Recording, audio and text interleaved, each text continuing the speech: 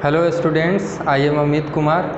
आज के लेक्चर में हम लोग क्लास 10th के लिए केमिस्ट्री का इंट्रोडक्शन टॉपिक लाए हैं। ठीक है, क्या क्या कौन कौन से चैप्टर हम लोग को पढ़ने पड़ेंगे क्लास 10th में, और कौन सा चैप्टर में क्या क्या कंटेंट होगा, और कितना इम्पोर्टेंट है हमारा चैप्टर। सारा चैप्टर होगा हमारे आगे के केमिस्ट्री 11th और 12th के लिए भी, और साथ में बोर्ड एग्ज़ाम के लिए भी, क्योंकि क्लास 10th में आपको बोर्ड एग्ज़ाम भी देना है। ठीक है, तो हम लोग डिस्कस करते हैं चैप्टर में, है ना, कि हम लोग को क्लास 10th में 5 चैप्टर कुल पढ़ने हैं। ठीक है, 5 चैप्टर पढ़ना है। फर्स्ट चैप्टर है आपका chemical equation and reaction, second chapter है एसिड बेस एंड सॉल्ट, और थर्ड चैप्टर है metal and non metal, fourth है कार्बन एंड इट्स कंपाउंड, और फिफ्थ है क्लासिफिकेशन ऑफ एलिमेंट, जिसको आप पीरियोडिक टेबल भी बोल सकते हो। ठीक है, तो क्लास 10th में हो बोर्ड एग्ज़ाम देना है, और साथ में 10th के बाद आपको 11-12 करना है।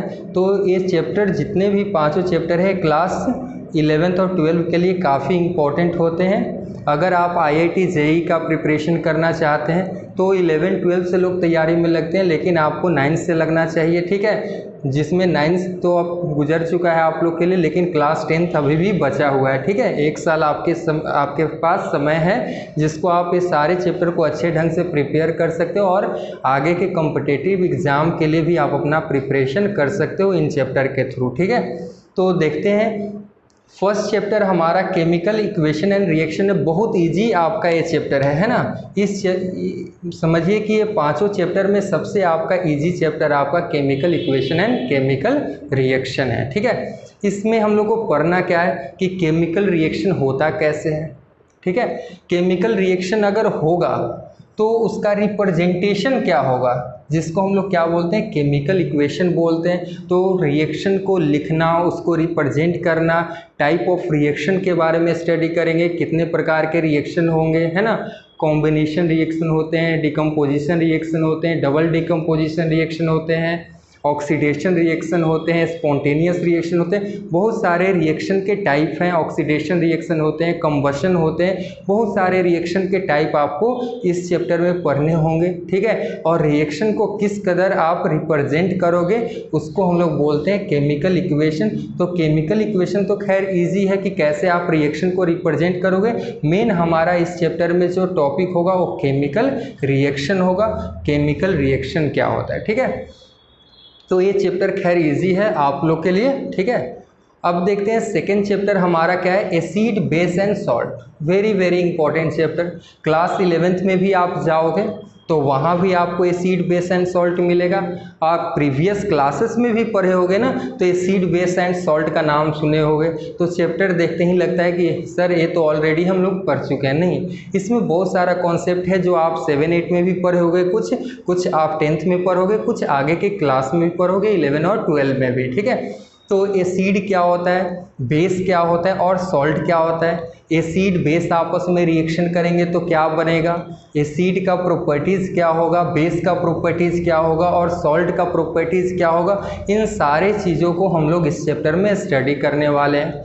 कुछ इंपॉर्टेंट सॉल्ट होते हैं जो हम अपने डेली लाइफ में यूज़ करते हैं, जैसे NaCl हो गया, सोडियम क्लोराइड, जो डेली घर में यूज़ होता है। ठीक है, इसके बारे में भी स्टडी करने वाले हैं इस चैप्टर में। और भी bleaching powder, plaster of Paris, gypsum, है ना, वाशिंग सोडा, बहुत सारे सॉल्ट के बारे में इस चैप्टर में स्टडी करेंगे। उनके प्रॉपर्टीज़ के बारे में स्टडी करेंगे, उनके यूज़ के बारे में स्टडी करेंगे।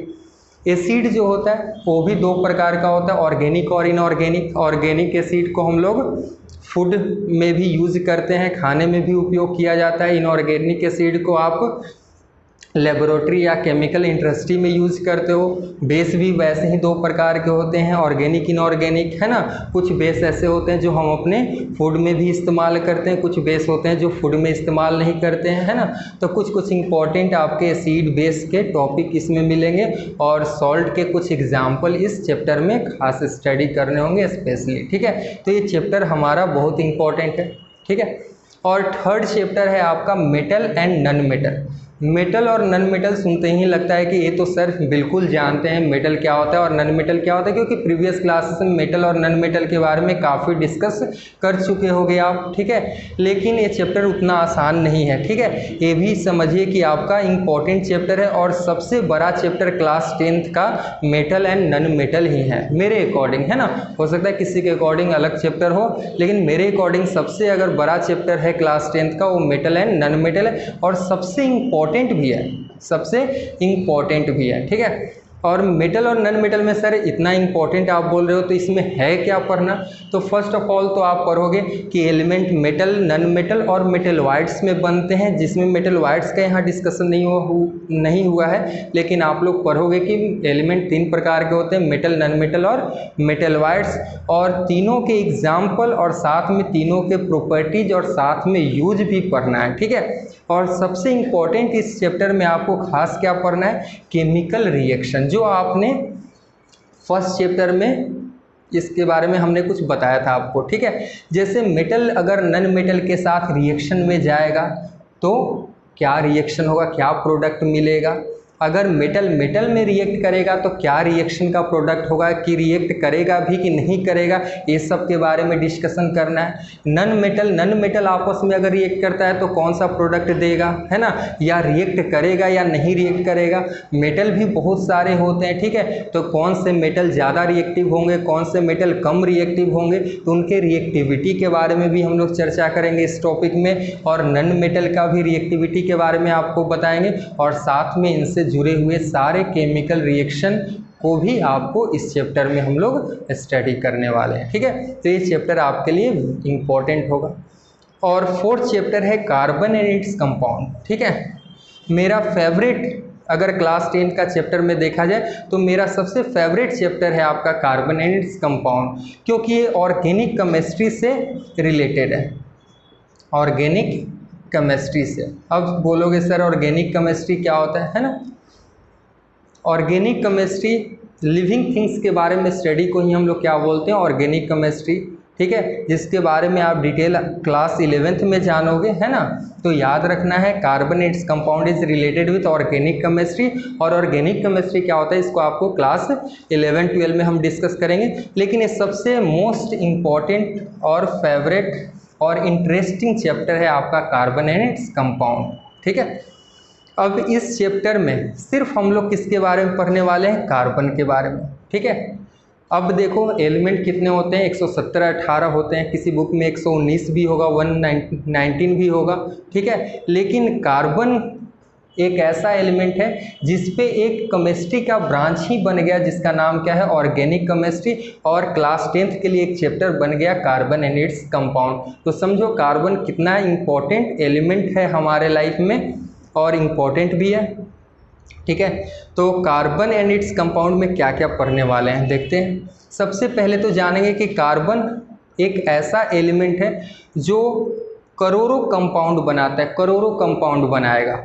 उन करोड़ों कंपाउंड को रटना इंडिविजुअली संभव नहीं है, उनको सबका नाम इंडिविजुअली याद रखना पॉसिबल नहीं है, ठीक है। तो उनको याद कैसे रखेंगे, उनका नाम कैसे लिखेंगे, उनको कैसे आप रिमेंबर अपने दिमाग में करोगे कि उनका फिजिकल प्रॉपर्टी क्या होगा, दूसरे का फिजिकल या केमिकल प्रॉपर्टीज़ क्या होगा, ठीक है। तो इसलिए इस चैप्टर में सबसे पहला टॉपिक आपको मिलेगा IUPAC नेम, ठीक है। IUPAC नेम का फुल फॉर्म तो जानते होंगे, IUPAC मतलब international union of pure and applied chemistry, ठीक है।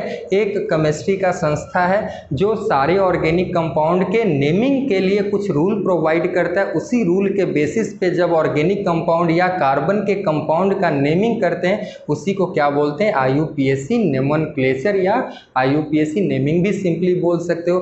तो सबसे पहले तो पढ़ना है इस चैप्टर में कि IUPAC नेमिंग कैसे करेंगे ऑर्गेनिक कंपाउंड या कार्बन के कंपाउंड का, ठीक है। दूसरा टॉपिक क्या है कि जब आप नाम जान गए, सभी ऑर्गेनिक कंपाउंड या कार्बन के कंपाउंड का नाम जान गए, ठीक है, तो उनका प्रॉपर्टीज़ को स्टडी करेंगे, उनके फिजिकल प्रॉपर्टी को भी स्टडी करना है और साथ में केमिकल प्रॉपर्टी, मतलब इस चैप्टर में भी आपको केमिकल रिएक्शन मिलने वाले हैं जो फर्स्ट चैप्टर से रिलेटेड है ना।